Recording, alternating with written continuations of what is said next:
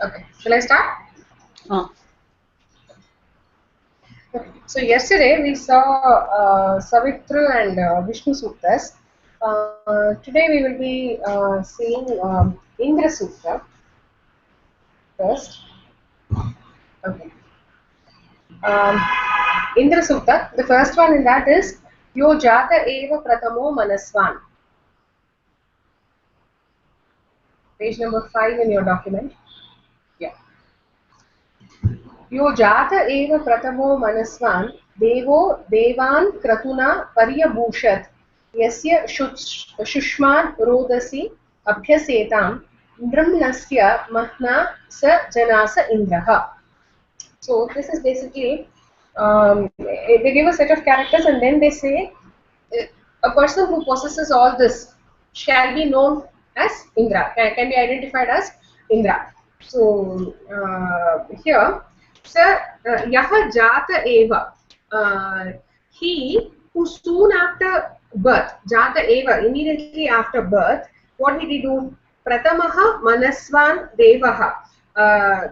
Again, description here for the other qualities are described. He is the Pratamaha Manasvan Devaha. He is the first and the foremost of all the wise gods. Kratuna, by his action, what did he do? Soon after his birth, the first and the foremost wise god, by his action, he Devan Pariyabhushat. He surpassed the gods in power. So, as soon as Indra was born, whoever were the gods in power at that time, he dethroned them. He dethroned them by Kratuna, by his action. Okay. Then the second one is Yasya Nrumnasya. Nrumnasya means Sena Lakshanasya Balasya, the power of army. So Yasya Nrumnasya Shushmat. Shushmat means the vehemence, the what do you say, the fierceness of what, of the army, of his army, of the Sena Lakshanasya Balasya. So the vehement army, by his vehement army, what did he do? What happened because of that? Abhyasetam rodasi. Abhyasetam means trembled. So fearing his powerful army, Abhyasetam trembled. What trembled? Rodasi. The Dyava Prithvi, they trembled. So the one who soon after birth, he dethroned or surpassed the gods in power, Kratuna, by his action, and whose power of army, the vehemence of whose army power causes the Dyava and Prithvi to tremble. Saha Indraha Janasaha. Know him to be Indra. Okay. I hope it is clear.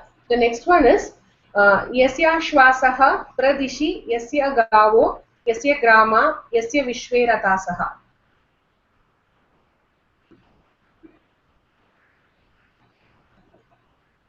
Yasya Shwasaha Pradishi Yasya Gavo Yasya Grama Yasya Vishweratasaha. Page number 108 in Kannada book.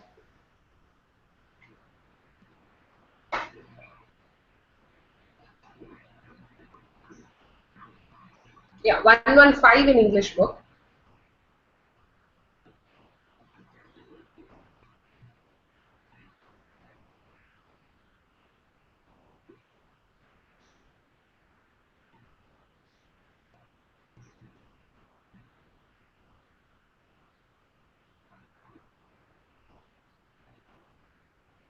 Sorry, Harini, say that again.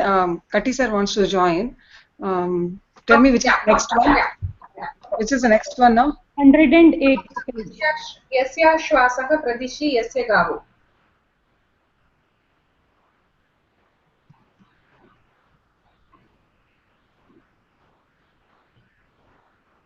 Page 6.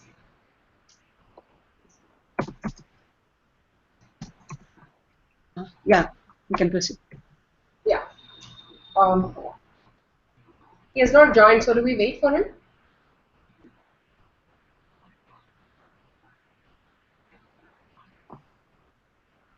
No, it's okay, proceed. Yeah. Yasya Shwasaha Pradishi Yasya Gavo Yasya Grama Yasya Vishweratasaha Yaha Suryam Ya Ushasam Jajana Yo Apam Neta Sa Janasa Indraha. So all these are the various qualities of Indra again that are described here. Yasya Ashvasaha Pradishi Yasya Gavaha. So Ashvasaha they refer to the horses. Yasya Gavaha. One who has the control of all the horses, one who has control over the cows. Yasya Grama. Grama, the clans or Janapada, one who has a control of over all the Janapadas. And Vishwe Rakasaha, one who has the control of all the chariots. Yaha Suryam, Yaha Ushasam Jajana, one who creates the sun and Ushas is dawn, one who creates sun and Ushas, the dawn, and Yo Apam Neta, the one who guides the water by breaking the cloud. So he is directly related to the rain here. So he says Indra is the one who guides the water by breaking the cloud. Apam Neta. So such a person know him to be Indra. Sajanasa Indraha. So one who has the control over Ashvasaha, horses, Gavaha, the cows, Grama, the clan or the Janapada, Vishweratasaha, all the chariots, and one who creates Surya and Usha, sun and dawn, and who is Apam Neta, one who is the guide for the waters by breaking the clouds, Sarjanasa Indraha. Know him to be Indra. Only two suttas from Indra Sutta part. With that, we have finished the first book on Vedic hymns. Now, moving on to Rudra Sutta. Rudra Sutta. The first one is in page 7 of the English book. Ma Twa Rudra Chukrudhama Namo Bihi Ma Dushteti Vrishaba Ma Sahuti. That's the one.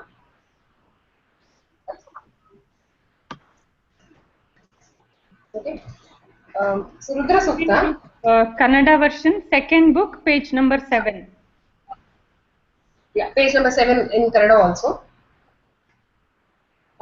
Ma Twa Rudra Chukrudhama Navobir Ma Dushtuti Rishabha Ma Sahuti Unno Viram Arpaya Deshajebir Vishaktamam Twa Vishajam Shrunomi.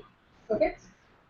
Here, what you need to remember that is Rudra is known for his anger. So here, most of the hymns that we come across, it will be like pacifying him to say that please don't get angry, please don't show your anger on us. So that feature can be identified in most of the Rudra Suktas. So here again, Krud, Chukrudama, in that word, Krud Dhatu, Krud means anger. So, Twa Rudra, you Rudra, Ma Chukrudama, may we not anger you, Rudra. That's the very first beginning. So what he says, Ma Chukrudama Twa Rudra, may we not anger thee, you Rudra, by what? So he has given 3 conditions which can actually anger Rudra. By Namo Bihi. Namo Bihi means Ayata Kriyamanaihi Namaskaraihi. So, wrong or improper salutations or obeisances. So, may we not anger you by Namo Bihi, Ayata Kriyamanaihi Namaskaraihi. Wrong salutations or obeisances. Then, the second thing is Ma Dushtuti. Dushtuti is actually Dustuti, by ill praises, by wrong or ill praises. So, may we not anger you by ill praises. And Ma Sahutihi, Saha Uti. Joint invocation. So Rudra has his own status, so he cannot be included with some other deity, and he cannot be praised. So he cannot be invoked along with somebody else. So Ma Sahuti, Sahauti. So maybe not anger you by joint invocation. And then he says Rishabha. Rishabha is the one who is on the bull. So again it refers to Rudra, Rishabha. In turn, what are we expecting from you? Unno Viran, you raise our heroes, that is elevate our heroes. Unno, Unnaha, you raise them. Viran Unnaha, you raise our heroes with Veshajebihi Arpaya, you bestow, Arpaya, bestow the Deshajevihi, the remedies, because Rudra is known as the physician, the one who has remedies for all illness, and he has all the medicines with him. So you bestow your remedies on our heroes, on our Viran, and Unno, you raise them, you elevate them, because I hear Twa Vishajam Vishaktamam Shrunomi. I hear that you are the best physician of physicians. Okay. So the first part is requesting Rudra so that he is not angered. Yeah. Yeah. Nivedita, you want to say something? Okay. Yeah. So here, first of all, the first plea is that Rudra should not be angered. Angered by what? Three conditions. By namo bihi, ma chukrudama namo bihi. By wrong salutation, ayata kriyamanaihi namaskaraihi, ma dustuti. By ill praise or wrong praise, ma sahuti. By joint invocation. So by these three conditions, maybe not anger you. Then you, Rudra, the one on the bull, Rishabha, you arpaya, bestow deshajebihi, remedies on Viran and then Unno. You bestow your remedies on the Viras and you raise them, you elevate them. Because we hear that Twa Vishajam Vishaktamam Shrunomi. I hear that you are the best physician among physicians. Okay? Okay. So, this is Rudra Sukta, first one in that. Yeah. The next one is Tuhi Shrutam Garta Satam.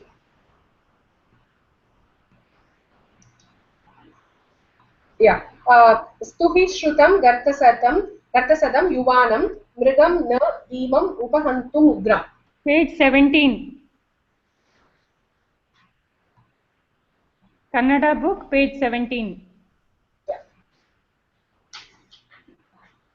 That is our second book.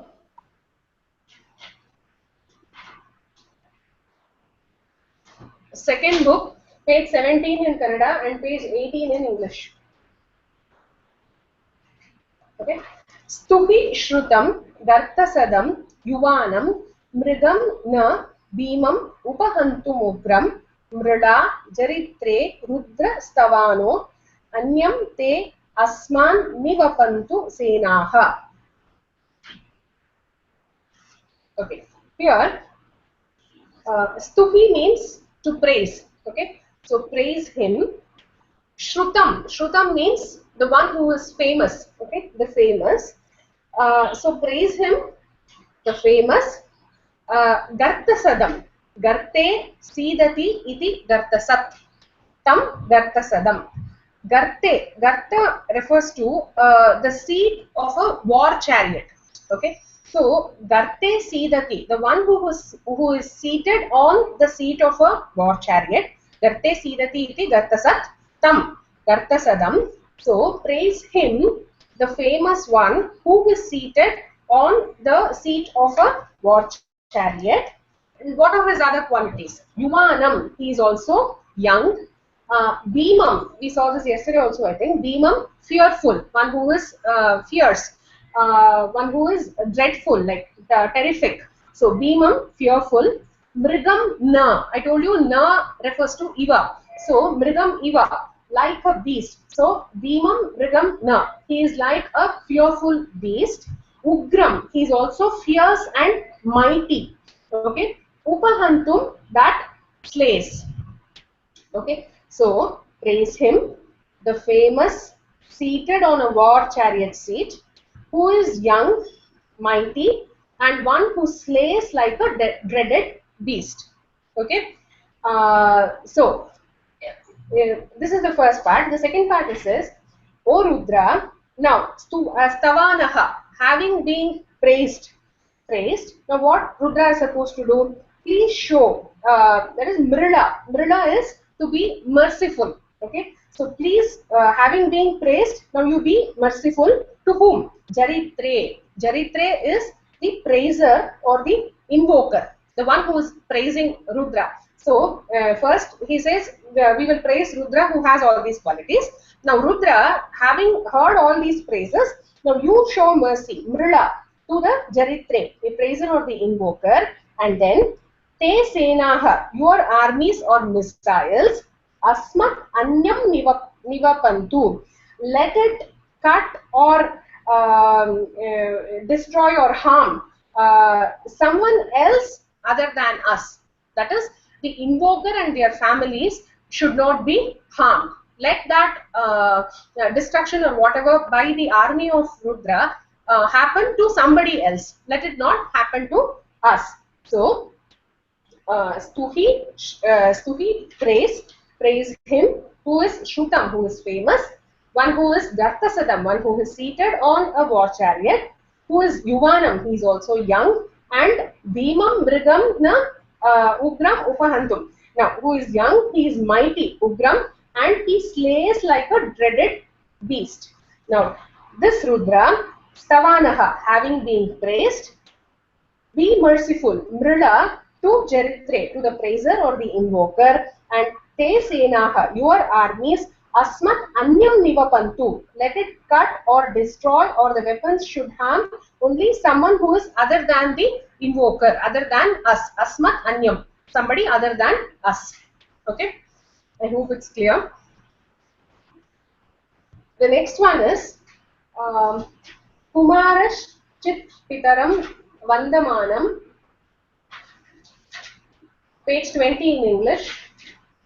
The next one actually, immediately following verse in the course category.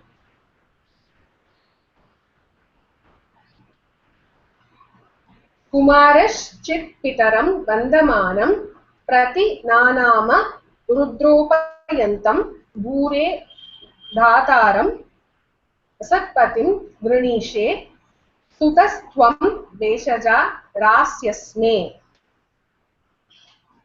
Okay. Now, here, I'll first explain and then go to the word meaning here. Here, actually, what is happening is, a son is actually there.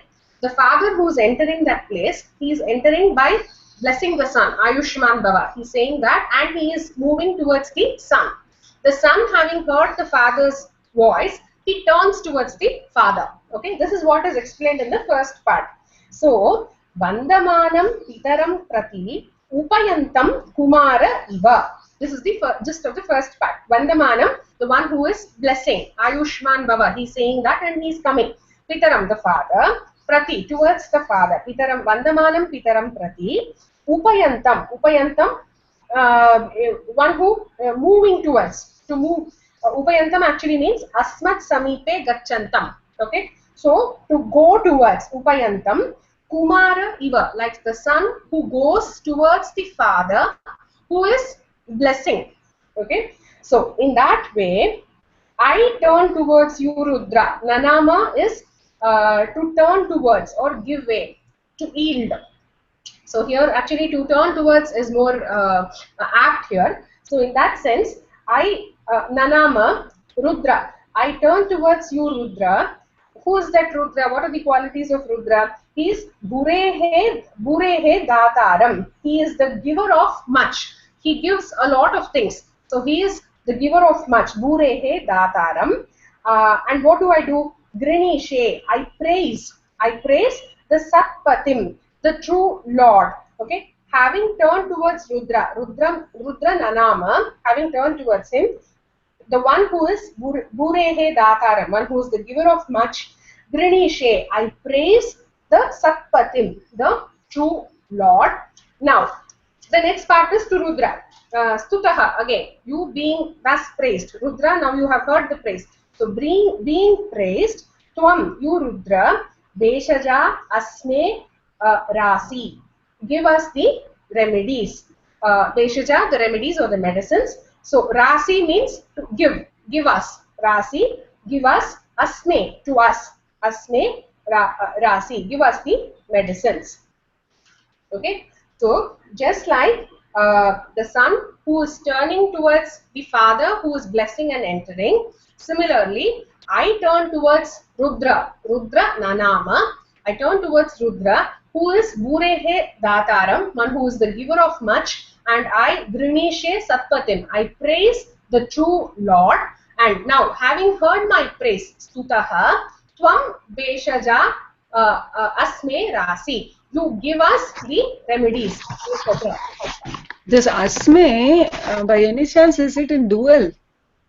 Yes, it is in dual. Yes, it is in dual, and it is asmat Rigvedic usage. It's a very specific usage only in Rigveda. That's what I found reference for it. And asme is in dual. Okay. That is why Because the itikarana has come. yeah, there is itikarana there. Idu pragrihya. So there is an itikarana because it is dual. Okay, so that is about Rudra Sukta. We have completed the 3 that were shortlisted in Rudra Sukta. Moving on to the next one. Next is Usha Sukta. Ta acharanti samana purastat.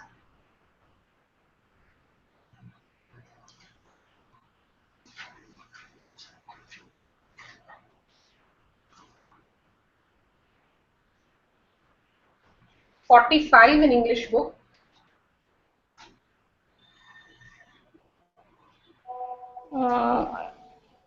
There is one idamu tyat puruttamam purastat. No, No, not that. Ta acharanti. 2 nalli 8. 41 page.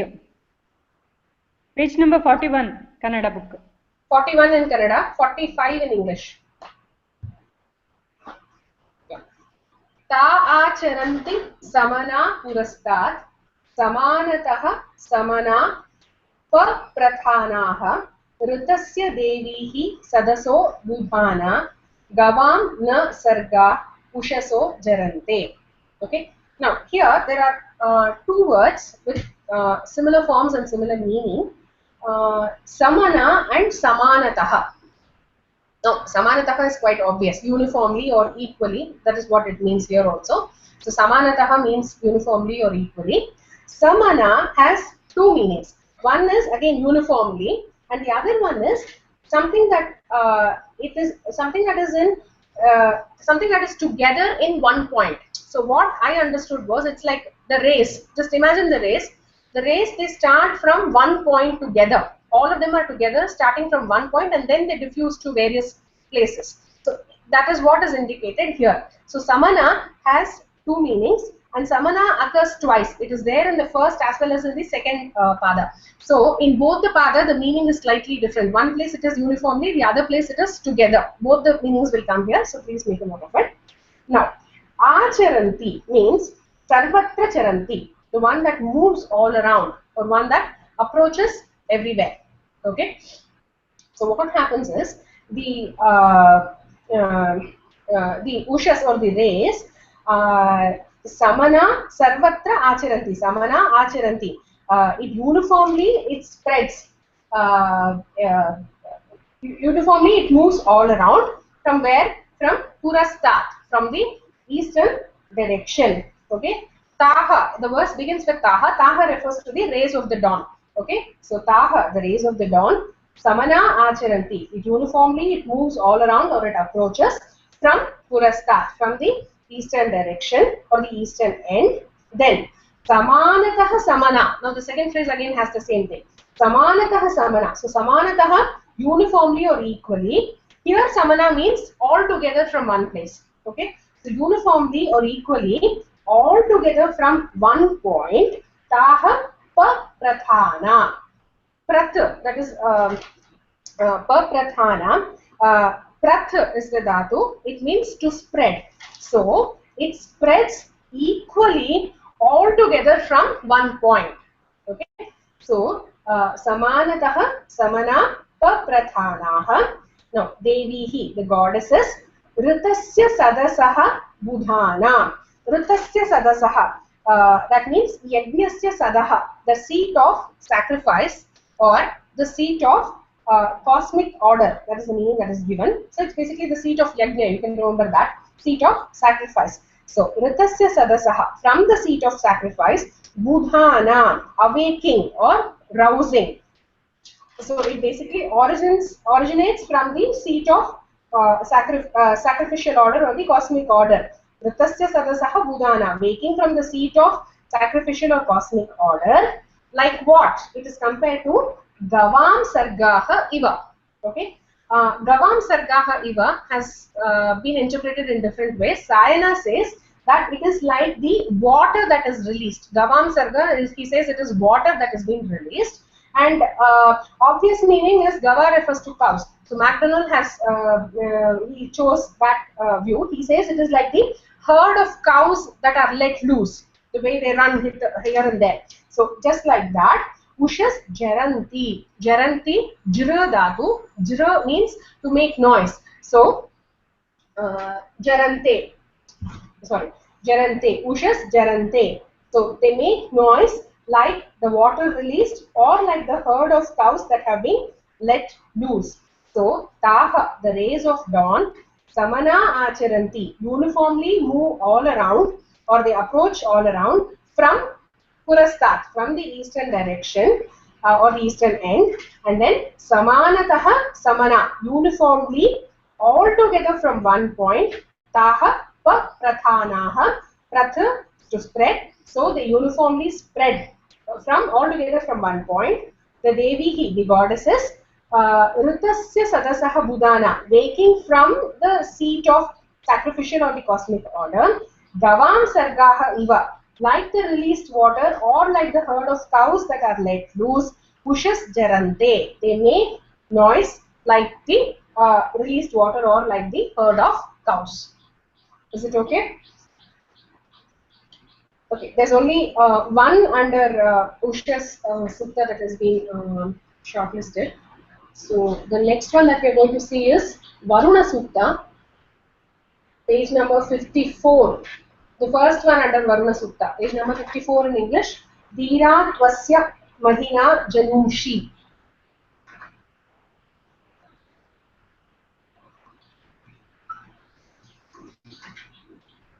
The last 64, one. 64 in Kannada. 64? Yeah. Okay.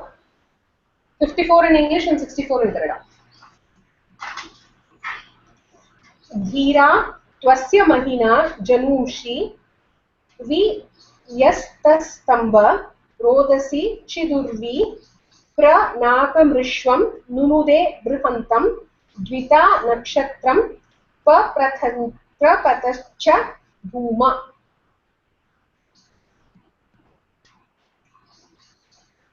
Okay, so here Dhiraha means the intelligent or the courageous one.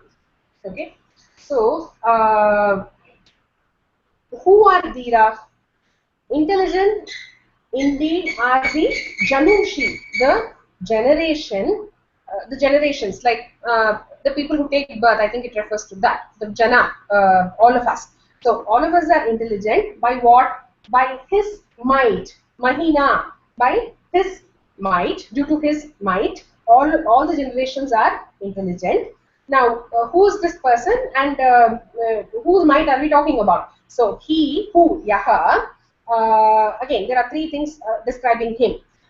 With a stambha, he stumb, it refers to support, to prop up or to sustain. Okay, so with a stambha, one who propped or supported or sustained.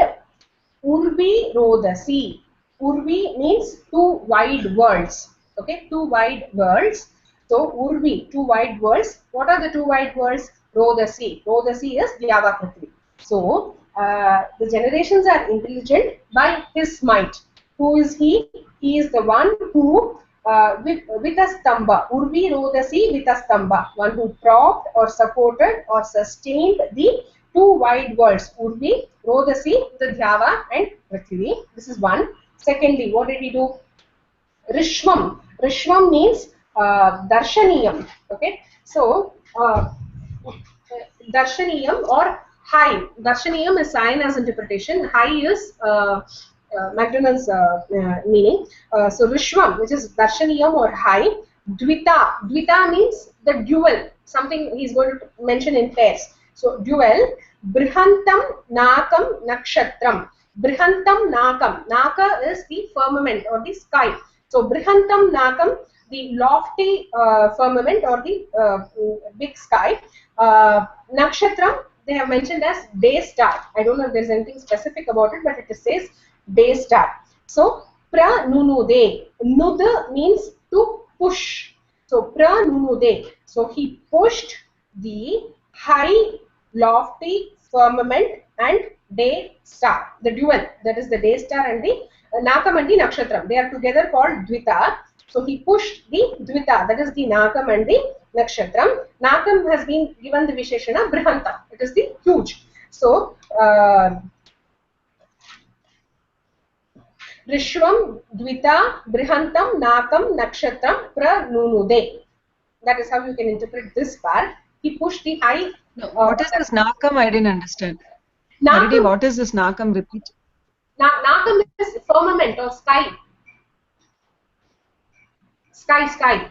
So what he says is, Okay. he pushed the sky, Nakam. Brihantam Nakam, the lofty or the big. It's the adjective for Nakam is Brihantam. So the big Nakam, the lofty firmament or sky, and the day star, Nakshatra. So he pushed both of them. Is that okay? Lofty sky and the day star. Then third part. Okay. In Kannada version, they say Naka is Surya. Naka means Aditya anta ide idರಲ್ಲಿ. ಇಲ್ಲ ಎರಡು ಕೊಟ್ಟಿದ್ದಾನೆ ನಿಮಿಷ ಹೋಗ್ತೀನಿ. Okay.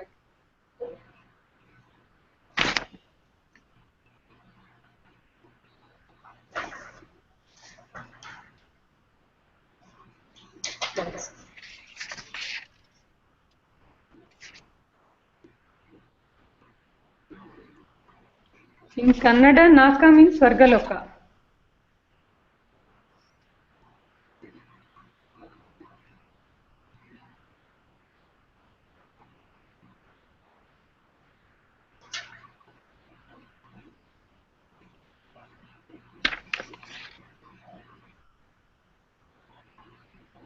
Yeah, so what is it? McDonald takes them in the sense of firmament and day star, while Sayana takes them in the sense of sun and star. So Naka could mean the sun or the firmament, the sky. So the dual thing here, Vishwam Dvita, two things that are Darshaniya are either the firmament and the day star or the sun and the star. Yaska's Nirukti here says Nakaha Aditya Bhavati Atha Dyau. So it can mean both Dyau as well as Aditya. So since both the meanings are available, so you can either take it as Aditya, the sun, or you can take it as Dyau, the firmament, the sky. Is it clear now? Yeah, you see the one I'm projecting. So Nakshatram, the day star refers probably to the sun, and Nakam is the vault of heaven or the firmament.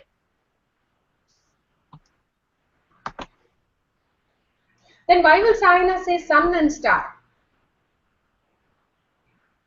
Oh, he doesn't take the day star into account, you say. He just says it is Nakshatra and sun. Okay, if you take Naka as the sun, then Nakshatra is just the star, the other stars that are visible. But if you take Naka as the firmament, then Nakshatra becomes the day star, which is the sun. Is that what you were trying to say? Yeah, that is what is given in one of the interpretation. Yeah, okay, so this makes sense. Yeah, so he pushed both of it. So what are the two? It is either the sky and the sun, the day star, or it is the sun and the star. The Naka representing the referring to the sun, and Nakshatra the other stars. Okay, so these things he pushed, and Bhuma Paprathacha, he spread out the earth. Prat, I told you, was spread out, so he spread out the Bhuma or the earth. Okay, so this is the description of Varuna Sutta. Then moving on to Agni Sutta. Janasya Gopa Ajanishta Jagruvil. Aksha Sukta. No? No, Agni. Agni. Oh. Page 74. Agni, the first one under Agni Sukta.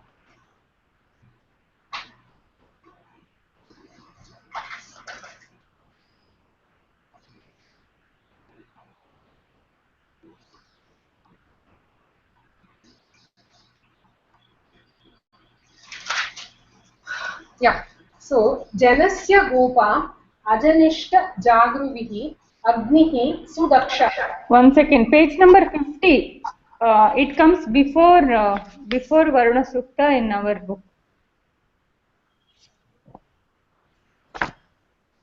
Page number 50. 50. 50. Okay, page number 50. 50 in Kannada book. Page 74 in English book. Yeah.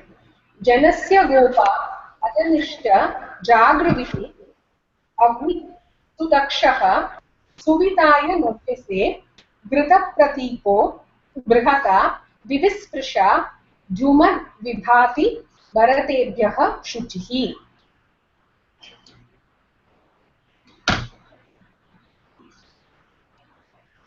Okay, so here Gopaha is who is the guardian or the protector. Okay, so Gopaha, the protector of what? Of whom? Janasya Gopaha, protector of the people. Okay, Jagruvihi. Jagra means to be watchful. Jagrat, we have generally heard the word. So Jagra means to be watchful. Sudakshaha, to be capable or skillful. So these are all the adjectives of Agni. So Agni is Janasya Gopa. He is the protector of the guardian of people. He is Jagravihi. He is watchful, and he is also Sudaksha. He is capable or skillful. Now, such an Agni, suvitaaya. Suvitaaya means kalyanaya, for the welfare of the people, for the suvitaaya, for the kalyanaya. Navyase ajanishta, has been recently born. Ajanishta is basically unborn or newly born or something. In that sense, it can be taken. So navyase, to take birth, has been recently born. Okay, newly. Now, such Agni, he is Grita Pratika. Pratika means in appearance or in face. So, Grita Pratika, he is like butter faced or like Grita. And this Agni, he shines, Vibhati. Shuchihi, the word in the last part towards the end, Shuchihi also means Agni. So, this Agni, who is Grita Pratika, Gritah Pratika Shuchihi, the butter-faced Agni, he shines Vibhati, brilliantly, Jumat, and with Brihata Vivisprisha, that is, the flames are lofty, jade, and they touch the heaven, Vivisprisha. Okay, so Agni, he is Janasya Gopa, he is the guardian or the protector of people, and he is Jagrivihi, he is watchful, and he is Sudakshaha, he is capable or skillful, and Navyase Ajanishta, he takes, he is recently born or he takes new birth for what? Suvitaya, for the Kalyana or the welfare, and this Agni, Shuchihi, Grita Pratika, he is like the Grita, he appears like the Grita faced or butter faced, and he shines brilliantly.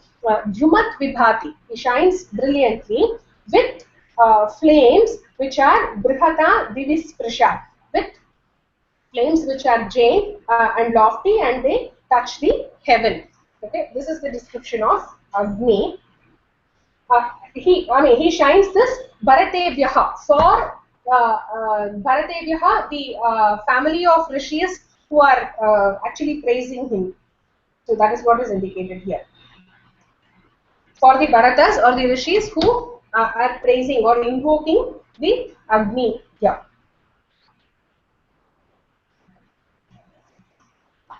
So there's only one under Agni Sukta. Moving to the last part, Aksha Sukta.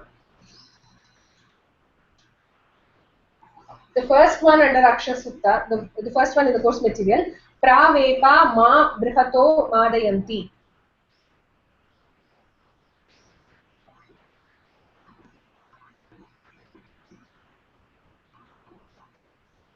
Page 89 in English book. Page 79. Okay, 79 in Kannada, 89 in English.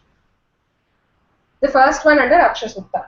Pravepa ma brihato madayanti pravateja irine varvrittanaha somasyeva maujavatasya bhaksho vibhidako jagrivir mahyamachan.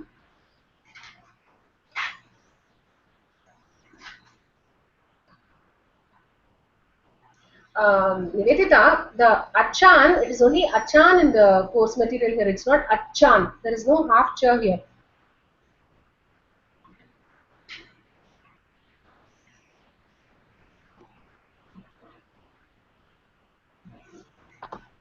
Kannada bookal ಹೆಂಗಿದೆ ದಿವ್ಯ? Achan. ಇದಿಲ್ಲ, ಒತ್ತಿಲ್ಲ. ಗೊತ್ತಿಲ್ಲ ಅಲ್ಲ? Yeah. Achan is what is there.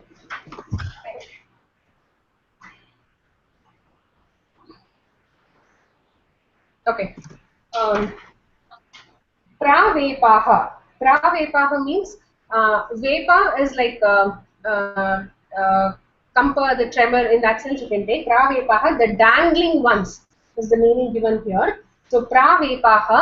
What is dangling here? It refers to the dice with which the gambling is done. So it refers to the dice, the dangling ones, dice that are pravate ajaha, born in a windy place. Okay, so basically the description here is the dice is made from this tree which is called vibhidaka. Vibhidaka is the name of the tree. So that tree, the nut of the tree is used to make the dice. So this tree, it grows in a very windy place and it's a very giant tree. So pravate ajaha brihataha, the big tree. So it the dangling dice which is born in a windy place of the lofty brihataha, the tree here is understood. Then irine, irine means the dice board. Okay, so irine varvrittanaha, when these dice they roll, varvrittanaha means when it rolls or when it turns on the dice board, what happens? Mam madayanti, it gladdens me. Ma is actually here mam. Asmat Shabda, we have two rupas in that Vidya Vibhakti. Mama, Avamna, Vasmanaha. So here, ma is actually mam. So mam madayanti, it gladdens me. So when the dangling dice, which is born in a windy place, pravate ajaha, of the brihataha, the big tree, when it rolls on the irine, on the dice board, it mam madayanti, it gladdens me. Okay, this vibhidaka, this nut, this vibhidaka is the name of the tree, as I told you. This tree that is used as a dice has pleased me. Mahyam achan, achan means pleased. So it has pleased me. Here they give a simile for that pleasure. What kind of pleasure he has received? This vibhidaka tree has pleased me in such a way, like Maujavatasya somasya bhaksha iva. This soma, which is obtained from the Maujavata Parvata, Mujavati Parvata Bhava is Maujavata. So that is Mujavati Parvata, from that mountain. When the soma obtained from that particular mountain is supposed to be the best quality. Bhaksha means pana. Okay, so the soma pana, the soma bhaksha, which is obtained from the mujavata, which is the best, the kind of pleasure that gives. So this when the dice rolls on the dice board, the kind of pleasure I receive from this vibhidaka nut is similar to the maujavata soma, the best quality of soma pana that is available ever. So basically, how enjoyable the whole gambling thing is for the gambler. So that is what is explained here. So the dangling dice, born in a windy place of a lofty tree, when it rolls on the dice board, mam madayanti, it gladdens me. This vibhidaka, the tree, that is used as a dice, it has pleased me. Mahyam achan. It has pleased me, just like Maujavatasya Somasya Bhaksha Iva, just like the Somapana that is obtained from the Mujavati Parvata Desha. Okay. Then moving on, the next one is Jaya Tapyate Hitavasya Hina.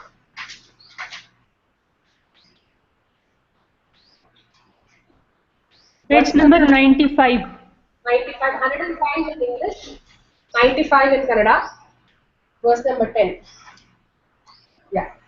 Jaya tapyate hitavasya hina mata putrasya charatah kvasvit runa va vibhyat dhanamichamano anyesham astam upanaktameti. So, the person above, he is described how much of pleasure he gets by looking at the dice and playing, gambling and all that. So then here he talks about the effects it has on the other people of the household. So first he talks about the Jaya, the wife. Okay, Kitavasya. Kitava is the gambler. Okay, Kitavasya Hina Jaya Tapyate. Hina, the abandoned or the forsaken. Jaya, wife. So the forsaken wife of the gambler, Tapyate, she grieves because he would have left the house and he would have gone for gambling. So she suffers without him. The forsaken wife of the gambler, she grieves. Then not only the wife, Mata Putrasya Charatah Kuasvit, the mother of that son. What is that son doing? Curse with Charataha. Who knows where he is wandering? So the son is wandering somewhere. Nobody knows where he is wandering. So such a mother of such a son also, she is grieving. So the wife is grieving. The mother is grieving, not knowing the whereabouts of her son. Then what is the son doing in this time? Vipyat. He is fearing. But even out of fear, what he is doing? Runa va. Runa here is the fugitive or the thief. Like a thief. Dhanam ichamanaha, desiring for money, he goes to upaeti. Upaeti, he goes. Upaeti, he goes. Where does he go? Anyesham astam, to others' house at night.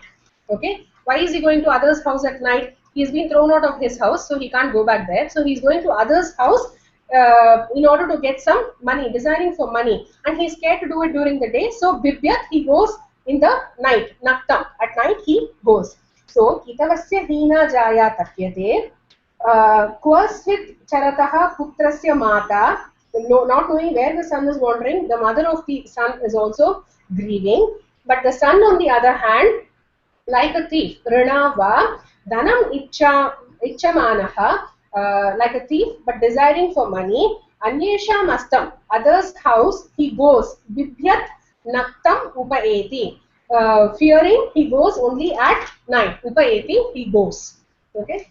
The last one is Akshair Ma Divyaha, page 109. 99. 99 in Kannada, 109 in English. Akshay ma divyaha krishimit krishasva vitte ramasva bahu manyamanaha tatra gavaha kitavaha tatra jaya tanme vichashte suvitaaya maryaha. Here, this is like a final word of advice that is given to the gambler. So first we heard the gambler's version of how pleasurable the whole gambling is. The second was what happens because of gambling, how everybody else is also suffering and he is also not very comfortable. He has to go to others' house to beg for money and all that. And towards the end, there is actually, this is the moral that is being conveyed. So here it says, Akshayhi ma divya. This is like a command. He says, you don't play the dice. Akshayhi ma divya. Don't play the dice. Krishimit krishasva. You plow your lands. You do krishi. You practice agriculture. You plow your lands. Bahumanyamanaha vitteram asva. Be satisfied with what you have. Bahumanyamanaha. You think that you have enough. You have more than enough. You have sufficient. Bahumanyamanaha vitteram asva. Whatever income you have obtained from this agriculture or from the krishi that you have done, you think much of that and you enjoy. So here it says you don't be greedy and you don't gamble. Akshay ma divya. Don't be greedy. Don't gamble. Don't gamble. Then tatra gavaha tatra jaya. See, there is your cattle. There is your wife. O kitava. O gambler. Tat. This has been revealed to me. Me vichaste revealed. So this has been revealed to me that you should not be greedy, you should not gamble. This moral has been revealed to me. Me vichaste by Ayam Aryaha Savita, by this noble Savitra Devata. Okay. So here he says, don't play with the dice, don't gamble. Akshayhi Ma Divya Krishimit Krishasva. You plow your lands, you do agriculture or whatever krishi that used to be done. Bahumanyamanaha vitteramasva. You enjoy, you think what you have is sufficient and you enjoy with whatever you have. Don't gamble out of greed. Tatra gavaha tatra jaya. There is the cattle, there is your wife. O Kitava. This tat here refers to the dharma rahasya. This is the dharma. According to dharma, you are not supposed to gamble. So this Dharma Rahasya has been revealed to me. Me vichaste. It has been revealed to me by Ayam Aryaha Savita. This noble Savitra Devata. Okay. So with that we have completed the 20 shortlisted suktas. I hope it was useful at least to some extent because it's a little confusing. But one thing what I realized was in the process, once we start doing a couple of words here and there, we're able to know. Then we're at least able to identify the sutra, like with the hints that Divya gave. If it has Hiranyapani and all that, it is Savitra Sutta. Vishnu is always about that Urugayaya. So that Uruga, the three steps, Tribihi, Padehi, all that refers to Vishnu. And Indra Sa Janasa, Indra, that is definitely there. Agni, the word Agni is also mentioned most of the times. Varuna, there is anyway only one that we have covered. Dhira, the other qualities are mentioned. Akshay Divya, you can make out that it is general advice about gambling and all that. So even that is fairly understandable. So not much of criticality. And Usha Sukta, there always is Strilinga. So with these hints, I think we should be able to answer this question fairly well. So, can I continue with the Rigveda notes that I made? Yeah, Harini. Yeah. Patti sir, if you want to say something, you can unmute and talk. Yeah.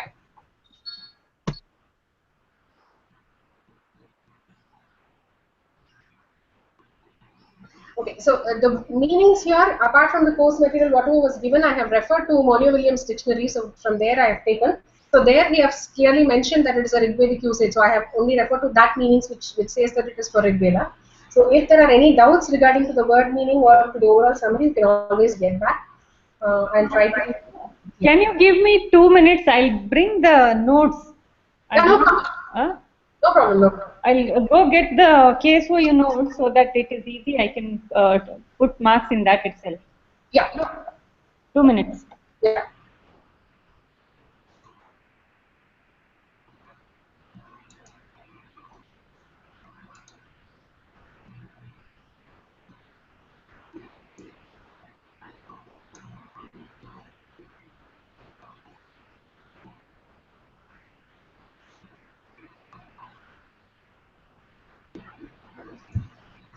Yeah, just give me 2 minutes also.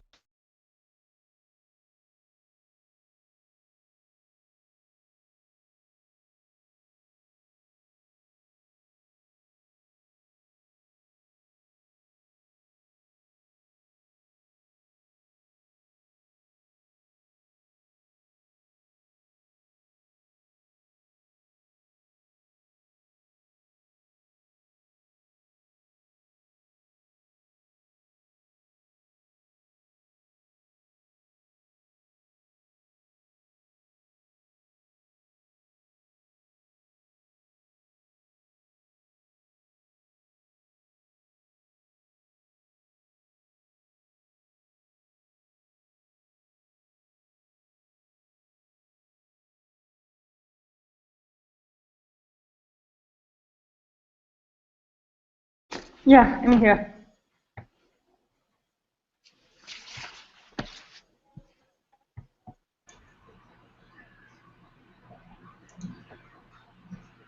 Harini?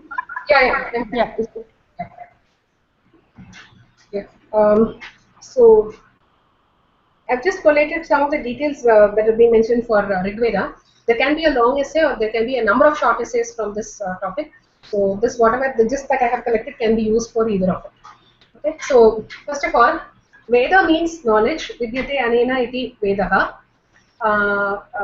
What do Vedas do? It is that literature which sheds light on the transcendental means of achieving what is desirable and avoiding what is not.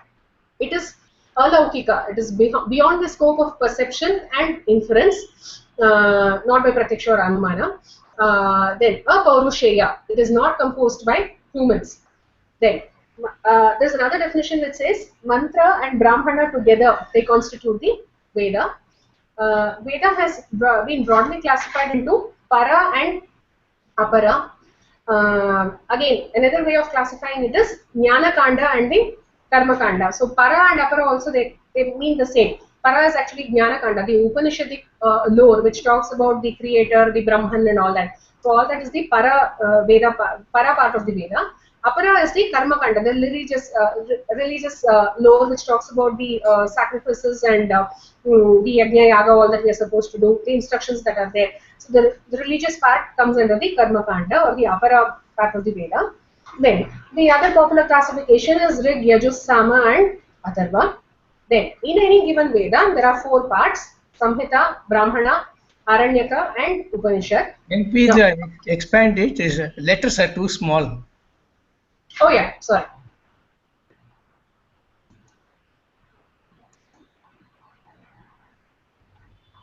One second. Good. Not that Harini. Below you have this 100%. See the last line, the bar. Yeah. You see the bar down there showing 100%. There you'll have to, the slider, you'll have to slide it. Okay. Harini. Wait, I'm seeing. Where? You mean in the screen share that page? Okay. No, in your application, at the bottom, you see 100% and a slider. You'll have to slide that at the bottom. Okay, got it.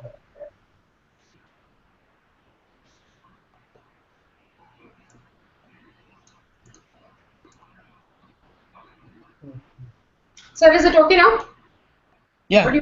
Okay. Yeah, fine. So, so each of the Veda has again 4 parts: Samhitas, Brahmanas, Aranyakas and Upanishads. Now, Samhitas are basically the Suktas, like what we just discussed. Samhitas are the Sukta part. Brahmanas have the theological treatises and these are in prose form. Okay, they deal with the sacrificial ceremonies. Then Aranyakas are the concluding part of the Brahmanas and they also contain the theosophical contents for pious men who have retired to forest. So this is basically for the Vanapastashrama. So Aranyakas have a lot of details for the Vanapastashrama. Then Upanishads deal with the highest philosophical thought, the concept of the Brahman, the Ekam, Tad Ekam, so the Ekatva of the Supreme Soul, and so on. Then all branches of Indian literature and systems of thought find their root in the Rig Veda. So all darshanas have been influenced by the Rig Veda. And the Rig Veda is the earliest available record. It is the only source of information regarding the early history of Indian people and their society. So the social conditions that was prevalent at those times, what were the, how was the religious condition at those times, these things can also be known by the Rig Veda. It was more of a record of what was prevalent in that period. Okay, then the next one is a very important question: the arrangement of Rig Veda. Okay, Rig Veda totally has about 1028 hymns or suktas, and it has 10,552 mantras. Okay, it is arranged in 2 different methods. The first method is basically used by the Vedic students for them to by heart it. So one method is mainly for that usage. And the other is the regular method of arrangement. In the first method, the entire Rig Veda has been divided into 8 ashtakas. As you know, ashta itself means 8. So 8 ashtakas. Each of the ashtaka contains 8 adhyayas. So therefore, you have 64 adhyayas. So total Rig Veda, 8 ashtakas. Each ashtaka containing 8 adhyayas. So the 64 adhyayas are there. Now each of this adhyaya is again divided into vargas. Now Varga is a collection of 5 to 6 mantras. Okay, so we will go in the reverse order to understand this better. So you have a group of 5 to 6 mantras. Together it becomes a Varga. The group of Vargas make an Adhyaya. 8 such Adhyayas make an Ashtaka, and 8 Ashtaka make a complete Rigveda. Okay, so this is one method of arranging, and as I told you, this is for Vedic students. For them, each Varga they have to learn it by heart each day. So that is the reason they group it in such a way. So 5 to 6 mantras they have to by heart it today. Tomorrow they'll have to present it like that. So for that reason, this arrangement has been made. The second method of classification, it involves mandalas and suktas. Okay, the entire Veda has been divided into 10 mandalas, and these mandalas will be of varying length. There is no uniformity there. Now, suktas are group of mantras on a particular deity. So we have already seen Savitra Sukta, Agni Sukta. So all the mantras on that particular deity will be called a sukta. So suktas are group of mantras on a particular deity, and the number of mantra in each sukta is also variable. So you may have 1 or 2 mantras for in Agni Sukta, you may have about 10 or 20 in Savitra Sukta, and so on. So the number of mantras is variable in each of the sukta. Now, I told you that there are 10 mandalas. Of this 10, mandalas 2 to 7, that is 2, 3, 4, 5, 6 and 7, the 6 mandalas there, 2 to 7, they are kind of very similar. These are called homogeneous mandalas. That is, they have some similarity in the nature of arrangement of the suktas. Okay, what exactly happens here is, these are called, the 2 to 7 mandalas, these are called Vamshiya mandalas because each of them contains hymns belonging to a single family of seers. So if you take the first mandala, it may be about Vitsamada, then it may be about Vishwamitra, it may be about Vamadeva. So each mandala is for one particular rishi. So the hymns belonging to that family of seers is what is seen in that particular mandala. So these are all called Vamshiya mandalas. Now, who are the rishis here? The families of seers are, for the second mandala it is Vritsamada, Vishwamitra for the third, Vamadeva for the fourth, Atri for the fifth, Bharadwaja for the sixth, and Vashishta for the seventh. Divya, I have made a small thing here to remember this. Great Vishwamitra wanted a Brahma Rishi title, but Vashishta declined. So if you can remember this sentence, I think it's easier to remember the names of the rishis as well as the order, because we need to know who's prepared, who's for fourth. Thank you. I like these things. So great is actually Gritsamada, Vishwamitra is Vishwamitra there. Wanted, I have put a V so that you remember Vamadeva. A Brahma Rishi, A is Atri, Brahma Rishi is Bharadwaja, but Vashishta declined. You know the story, right? So Vishwamitra wanted the Brahma Rishi, he wanted him, Vashishta to also salute, but he didn't salute because he was Raja Rishi and not Brahma Rishi. So that story, it just inspired me to put this line. So anyway, this is the family of seers who represent each of the mandala.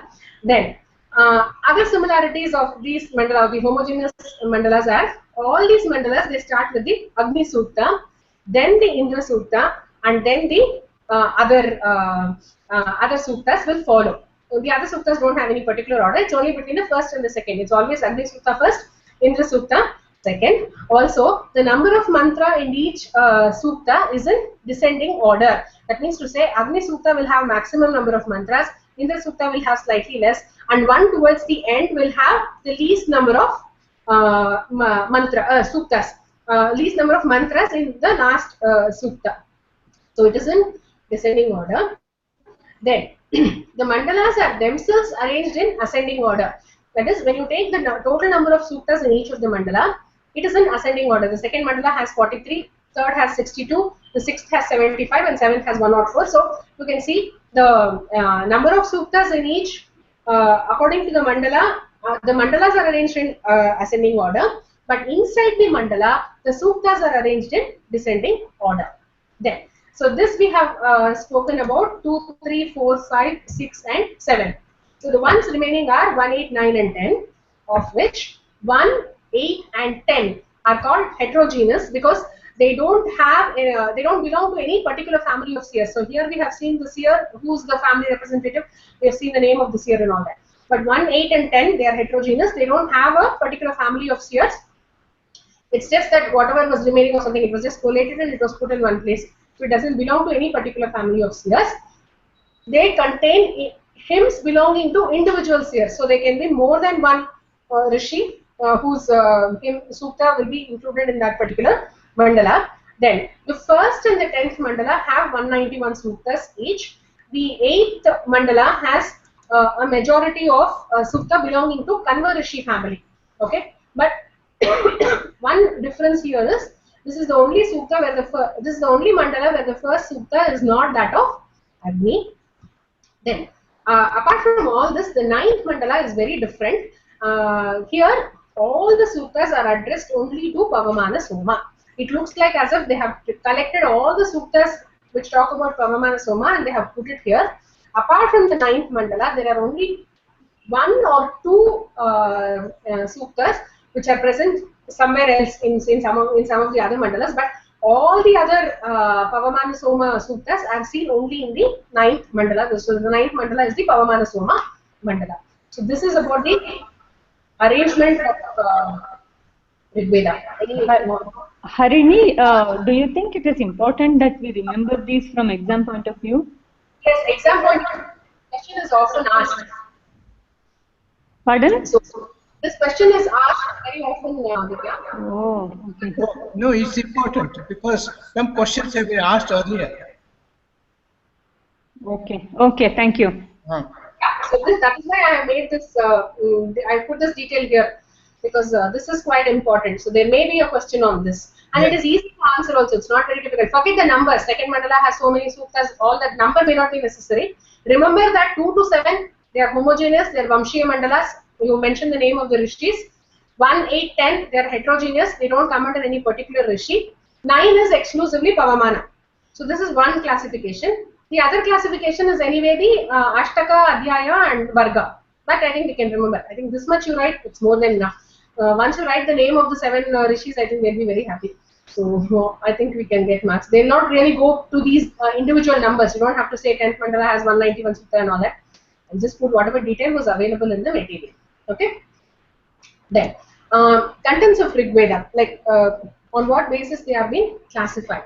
So the contents of the Rigveda can be classified as religious hymns, secular hymns, and cosmogonic hymns. Religious hymns, they form the majority. Invocation to gods, accompanied by oblation of ghee and somarasa. This we have seen. Yagna Yaga, we use ghee and somarasa. So invocation of gods, they are accompanied by oblation of ghee and somarasa is seen. They all end with a prayer to the gods to grant wealth, cows, material prosperity, heroic sons, and longevity. I just remember this shloka, but I was not able to complete. Dhanyam dhanam bahuputra labham shata samvatsaram dirga mayu, something it comes. I just remembered that. So this is typically what is being asked. So they asked for dhanya, dhana, bahuputra labha, shata samvatsara, dirga mayu, and all that. So this invocation is always there at the end of the religious hymns. Then the secular hymns are only about 35 in number. They deal with the marriage, funeral practices, the literary pursuits that they had, the sport, pastime of that period. So because I told you, Rigveda is not only a instruction manual, it also talks about what happened in that period. It's like the account, historical account of how that period was. So it also talks about the sports and the pastime, the pleasure that was there during that period. Now, funeral hymns are addressed to deities concerned with future life. Then there is information about burial and cremation. So we know that both were practiced in that period. And also there is a reference about widow remarriage. Okay. Then dialogue hymns, like the ones between Yama and Yami, Urvashi and Pururava, they're all considered as precursors for Sanskrit drama. So this we have seen while reading about Sanskrit drama last year. That these things, this dialogue and all these things were taken from Rigveda. So here again, the rivers we are mentioning here, the contra. So the Yama-Yami conversation, Urvashi Pururava, these are considered as precursors there for Sanskrit drama. Then the Aksha Sukta, Ashyavamiya Sukta. Ashyavamiya Sukta is the riddles. Aksha Sukta we have just seen, it's about the gambling. Then Dana Stuti. That is about liberal patrons. So patrons who were funding for a particular cause. So it's like a big nameplate that was written about them. So even that has been mentioned in the Rig Veda. So basically all that happened during that period has been taken into account and it has been mentioned. So all these come under the secular part of the Rig Vedic hymns. Then the last one is the cosmogonic and philosophical hymns. These are very few in numbers, only 6 actually. They speculate about the origin of the world. They provide a pantheistic idea about the universal soul. The universal soul, the creator, he is called the Purusha, the Vishwakarman, or the Hiranyagarbha, or the Prajapati. In this category, one important sukta is the Nasadiya Sukta. There has been a short note on this thing. Divya has also mentioned it in her notes, so you can refer there for more details. Nasadiya Sukta is an important example in this category. It says that, yeah, any question? No, it is the Bhavavritta. It is also written as Bhavavritta in the Rigvedic Suktas, the last one in our book. Yeah. It says that neither Sat nor Asat existed before the creation. So basically, this is about how the creation happened and what existed before the creation. So there's basically a discussion there. So the Nasadiya Sukta says that neither Sat nor Asat existed before the creation. It speaks of one, that Ekam, which was breathing in its own Shakti, Svadhe. When there was no wind, even before the creation, that one was breathing in its own Shakti. There was no wind. Then the desire to create, Sishruksha, arose in that one, and Kamastadagre Samavartatadi. Then there was creation. Once the Kama arose, there was creation. And this concept of Eka is very closely, you can compare it to the Brahman of the Upanishad concept. Since Nasadiya Sukta was asked, I just elaborated a few lines here. Then the religion of Rig Veda. The deities, they are largely the personification of powers of nature. This is what we see. You can have Varuna or Vayu or Indra, Agni. So all the powers of nature were considered as deity there. Agni, Indra, Varuna, etc. It was essentially polytheistic, but later hymns assumed a monotheistic or a pantheistic idea. So initially, we see that equal prominence was given for all these deities, but later towards the end, it turned more towards the Upanishadic idea of one supreme soul and all that. All that came up a little later. So towards later, we have this Ekam Sat Vipraha Bahuda Vadanti. So this is the Ashavami Sukta, this reference. It says that the Sat is only one, but it is called by different names. So what was different initially was then brought under one cloud, one name, and then they said it is only the naming that is different. So this actually links the Rig Veda and the Upanishadic philosophy. Then the deities mentioned in Rig Veda can be classified into three. Prithvisthana, that is the terrestrial deities, or Antarikshasthanaha, the atmospheric deities, and Dhyusthanaha, the celestial deities. Okay, terrestrial deities or the Prithvisthana deities are only three: Agni, Soma, and Prithvi. Afghanistan, Pakistan, and Sri Lanka are our neighbors. Okay, so Agni, Soma, and Prithvi. They are the terrestrial deities. There can be a short notes on any one of these. They can ask about the deities, or they can ask about Prithvisthana, Antariksha, and Dhyusthana, any one of it individually. Okay. Then atmospheric deities or the Antariksha Sthana deities are Indra, Apam Napat, Rudra, Marut, Vayu, Parjanya, and Papas. Okay. So Indra, under the guidance of Rudra, he directs the Vayu, who with the help of the Marut, he produces Apam Napat. Apam Napat actually refers to lightning. Okay. So he produces Apam Napat, and then Parjanya flows as rain and becomes Apas. So you can remember the order. So these are the atmospheric deities. And then celestial deities are Dhyaus, Ratri, Ushas, Mitra, Surya, Savitra, Varuna, Pushan, and Ashwins. So these all are the celestial deities. One of the Harini, can you please tell the Sanskrit word for atmospheric deity and celestial deity? I have included it up. Yeah, Antariksha Sthana is atmospheric deity. Okay. Sorry. Sthana is celestial deity. Okay. Okay.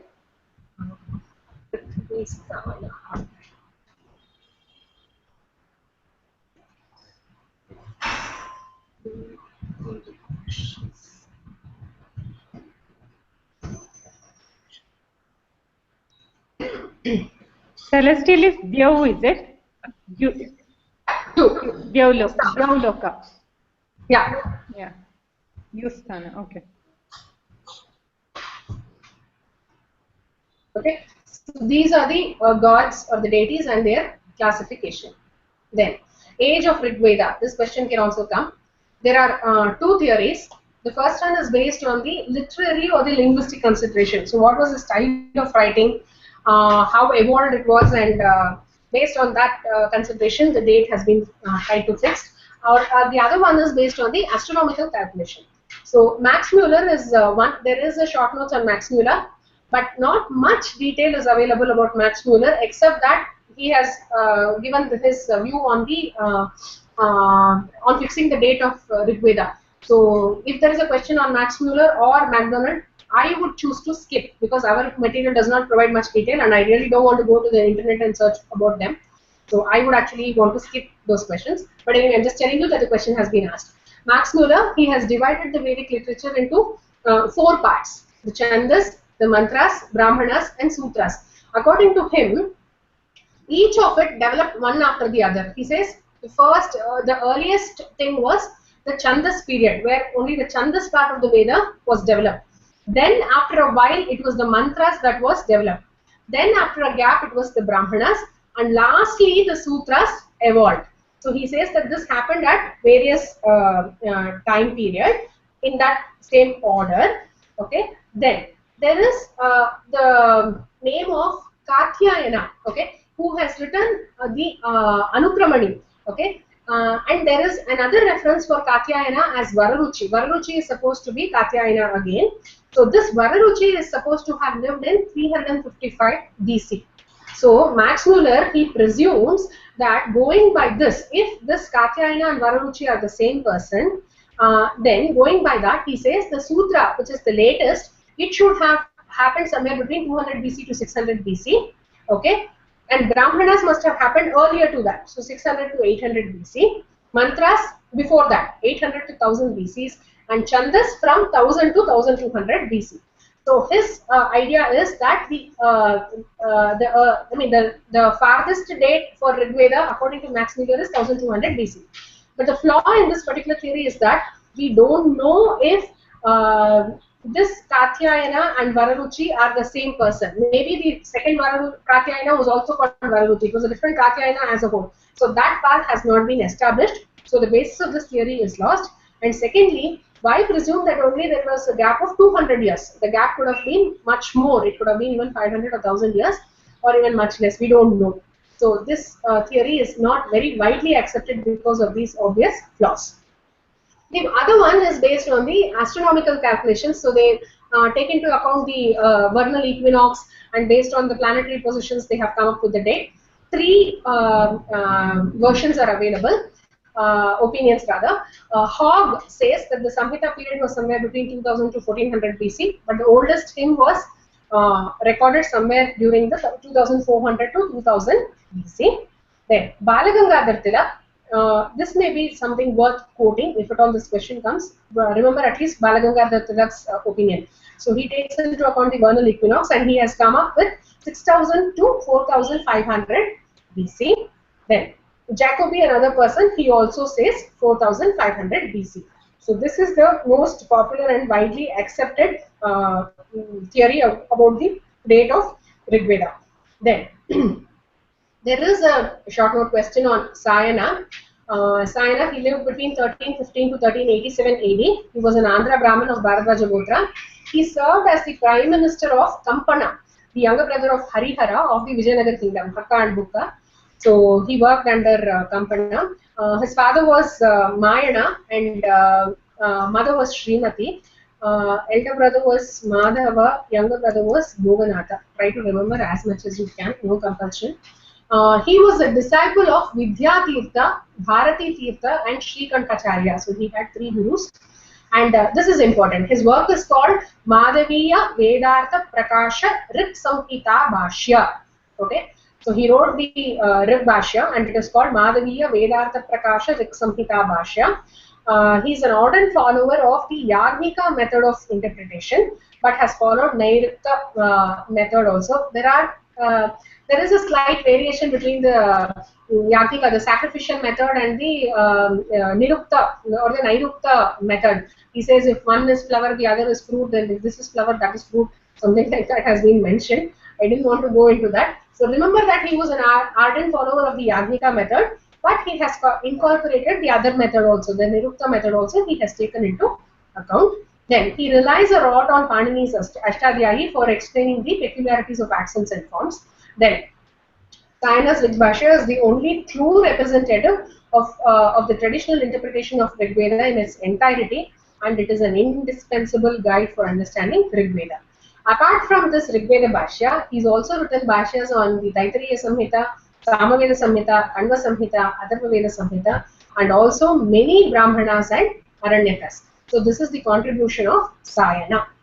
Then after this, I have just made a table. I mean, it was there in the text. I've just taken the same table, and I have mentioned this. So what is the Samhita? What is the Brahmana, Aranyaka, and Upanishad under each of the Vedas? Forget these numbers. Maybe Rigveda we will be able to remember 1028 Suktas and 10 Mandalas. The other Vedas, at least you try to remember the names. So under Krishna Yajur Veda, the Samhitas are Katha, Maitrayaniya, Taittiriya. These three are the main this one Samhitas. Then Brahmana is the Taittiriya Brahmana, Aranyaka is the Taittiriya Aranyaka. So at least try to remember these names, because there can be a short notes on any of these. I mean, they can ask Krishna Yajurveda for short notes or Shukla Yajurveda. At least if we are able to mention these names, it should be enough, because we may not be really able to remember the other numbers. It's very confusing. So Samaveda, Atharvaveda, I have included everything. Remember that Atharvaveda does not have any Aranyaka. It's the only Veda without any Aranyaka. All the others have, it's just one or two names. So there you can remember. Okay. So that is about Rig Veda, what I have collected. I think this should cover whatever has been asked under Rig Veda. I will anyway go through the list of short notes questions. I have made a short notes question list. So I'll just go through and see what else is remaining, and then we can maybe see if we really need another session, or maybe we can do it on our own. We will decide about that. Is it okay? Very good. Very good.